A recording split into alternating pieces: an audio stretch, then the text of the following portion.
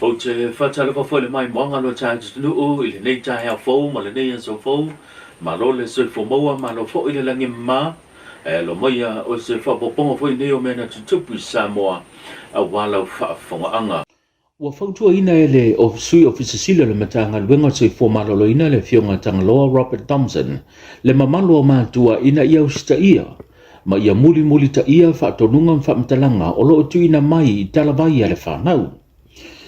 O le mafuanga o le tuina wai o se finangalo le sui of Sili, le mafua mai lea i se tamaititi tolu tau sanga o lo tau fie le whale maitele matotua, ona o le tu langa ti ngā ina, o le le muli ta ia ma le leo sta ia leo whaatonunga na tuina mai i talawai, le alava na whaatonuina ia li imata mai tai fō mai e tai ono i tu la ma whaainuina, vai fiba po whala au mole ngase pea ho ina fiba tele le tamaititi pita iane, e suenga mwha maumaunga li imta mai tai fō mai wa tai tolu, tai whaia i tū la ma whaainuina le vai whiwa po whala au me tina o le tino. O le wha maumaunga le matanga luenga o le tamaititi lea na a fia i le wha mai lo pepese nei o le whiwa pona iwi. Pete iane o le mai ai ma wha solo manuia tau mtinga a le whale mai po li imta mai tai fō mai i le tūlanga o le tenki whiwa a lia e loa aunga ina watu ina atu i tua. Wa tole sulu wa yaso talo na te ai tua le tamaititi wa le usta ia e ma tua whaatonunga e pe ona tu ina tu i talawai. Na maua lawa noa e sau noa ile sui o visa sili le fionga tangaloa Robert Thompson. I tā uli o le alo lea o le paracetamol overdose e le tūranga le a walawa ia i lava fua whakaakia o le a whai o le penkolo e kau whaingu lea ka mai kiki fua i le kausanga. But I think o le lipoki lenga o mai le case lea ua whaasfuruinga le maurunga o le dose sa whapea o ngā whaonga i le kamakiki lea ua and it was instead of every 6 hours ave kai whai kula mal kai kolu kula which wale follow I kai mi whaakapula ai ka wai whaingu le penkolo. O whailoa e le sui whaodioli o le tumalo vai maua numero 4. Le fionga tono o amituana I misi. Tūlanga mana o mia o lona I tumalo e meisa le whailo leo lona tangata I lumo le tumalo. Mo le nofo silfia le tumalo a ole I o atu I le aso le whainga palota. O se tina, o se whaia onga, o se matai tau tua e tono le ainga, to tono le kalesia, le alala mai lo tamafa le anganga.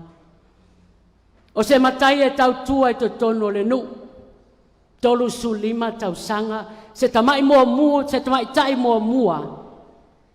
Na ia tau aveina le tofi o le sui o le malo e tono le talafatai o le taulanga, tolu sulima tau sanga, se tau tua whale a ua ua tonu.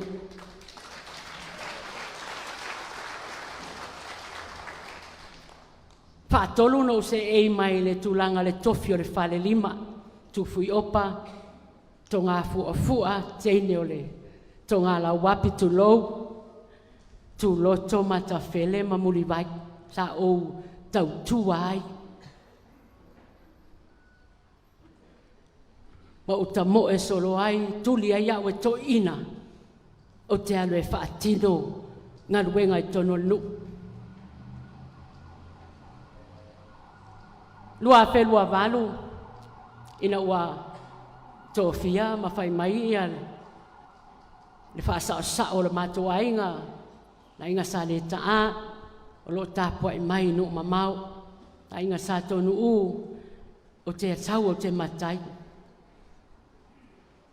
ele fai ngofie o le temi o la fa to atau fa ma sai ni tu manga e whaftai le tua I lo ua wanoa na maua o te tau tua ai.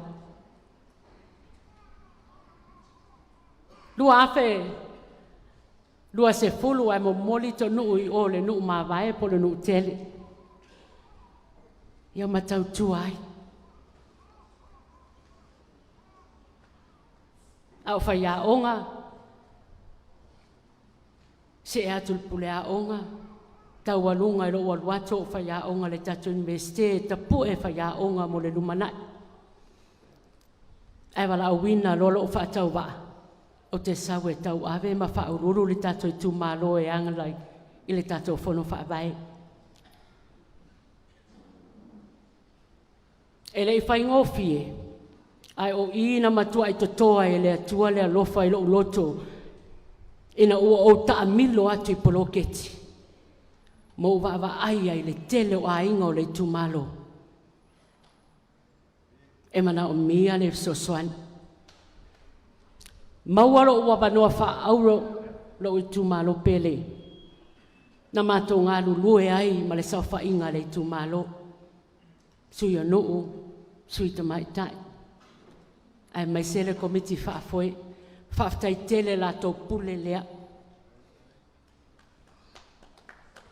Telo le teimi e tau mawhaina ia mātou sta ia, whainga whaavai al tātou mālo, wai ese umamana onga, ai mai se, e unika tātou taulanga, moni le saunoanga, e tau leini tātou whanua, tele tātou e atia e tātou business.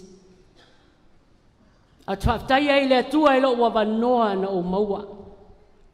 Wo e tono a inga, wo e tono no ua mātou ngā lulue ma komita tina matamaitai. Tupulanga talavou. E sili ai, whamanianga ina o maulu i whale sa ese o le tūmalo. I le toa i tau no ai o le alawi loa le wang whai whaatutue le tu Samoa tasi i le tūmalo po whale a lili lua. Na sao no ai le tai tai o le sao ninga, le sunga le whawhengainga le whakasa, ma whailo i lumo le tūmalo i le aso, o ia e se lau pasene lona langango ina o le wang whai pitai. Wa langa i fo i nisi o finangalo ma nisi o manato nisi fo i o loo langolano inga nisi o wang whai. Manato tua i ai au ona pa ia le atua, ua whaapito po wa tau solomua le whaatumpu o le bebesi. Ile nei vai taua o alo atu mo le whainga pālota. Ale fast, ele o se mea se tuto tasi. E lau te whai atu. A whai te manatu e tuto tasi le tauna e nufol motane. Pālota whaftai mo le tua lalo. O le anganga wholina. A whai o lea. Ka tu tu lai le atua lau saunau.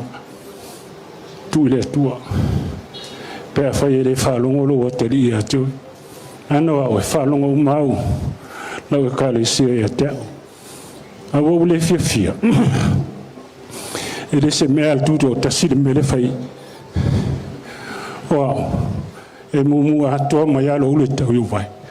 E fast atoa. Wow foi. E ala nu longo lango le fast. Pau ale o le mule a foi o le. O le vaenga whau whai alo lofa il tala le mo de kalesia. O alea. Pau ale o le vaenga whau whai alo lofa de kalesia. O le mo tūlu mo wha masinonga.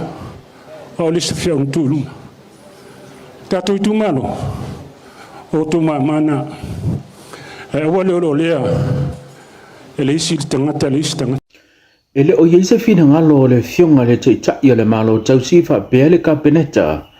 Mo se fuafuanga SOE po le state of emergency e tu sai ma le whaafita uli ma le whaaflave o le whaamai o lo pepesi ma awhia i le atano. Pita iane ua talitonu i le fionga le te tai o le malo tausi le fionga pia mena o mi mataafa o le fuafuanga mo le aso tona i nei o le whaatino i le whaamaina o no whanga uma i te tono le atunu e le ngata no whanga whaitele o taulanga ma nisi o vaenga lo o tumu ai i le atunu o whapea tua i maota malawa i a fio anga te tasi te tono le atunu o se tasi le o tau mawhainga wa atofa mo le fina wina o le whaamai o lo o a awhia i le atunu o se tau mawhainga ua whailoa le fionga te tai e le malo e ti nei ai i a le inseti o le namu le o lo o whiawe i a le whaamai o le whiwa pona iwi le o silia ma le iwa awhe le whai o le tunu ua whaamaonia le peasia ai ai whaamawina le toa ono whano soifua i le whaamai. E a limitations fo i le o lo o whiangai ai ma le whaatino ino au nanga ni malo ona o le turanga le ai le tatou talo tupe a faltu la fono a tatou se e tu loa i se turanga o ausia se fala velave a tunga ia ona o manatu rea o le sifo i tūlena whalangolang fisosoani mai tūlanga tau tupe mo le whatinoina o le tari atu. O te manatu a uia i le taimile nei, o le ngā duenga lea o le whamamaina o le atunu. Pei o le la tato o atu i le sila sanga lea i le astona, o le anganga le na. O le sia tari tele le na tinei aire ia le nam. Mani tātou tala muli o le itu malo faleata numero lua, le ua whaamawina o le ale ai se palo tai whaataunuina, a le itu malo ina ua mano malo le fionga, le atinu uwein so i alo sui o le vang whau whai o le Samoa poto, i se mata upu na lia lui whaaletula whono ina ai lumo le whaamasnonga, mo se polo inga le whaamasnonga ina ia whaalea o ngā ina le sui o le HRPP, ulungia i Lon Pifem, whapea fo i le sui o le vang whau whai o le fast, le fionga mua au whaalele Mary whaafawina ta eu. Ona ele o mawhai ona whaamaliaina vaenga le tula whono whainga pāno te duafe sumaneiba. O le whaatinoina leo monotanga whale kalesia, ma monotanga whale no. O tali mai e whamasinonga i le so. Ia, whaftai lava i le whamasinonga. O le mea fo i le muli e le mato vaenga wha au whai. Ale sap. Ina ia alu lava i le ala o tula whono. A wai le tula whono e tali mai e te oi. Ini mata upo e tele o mauti noa ai, mese lava tūlanga o mene o whamasinonga i le pārota. Ia e whaftai le lofa le tua, leu tūla i mei Manuia. Ia e mwamuana watu whaftai lau tū mā lofa le atalua. O te te tonu lava sa tūlango mai i lau tau mawhainga. Ai mese fo le tele o tātou mta upu tātou poloketi sa whaatinoina. Ai mwamuana moli atu vai maru i poenga. Ona ole ale eise tātou pārota, ai le mawhaina ngalo i a te au o tau. Whawhitai o le o mua i tono le pāle mene e le tūlanga le o iai. Ia ai le mawhaina ngalo i a te au. Ia o tau e lima afe mauntupu.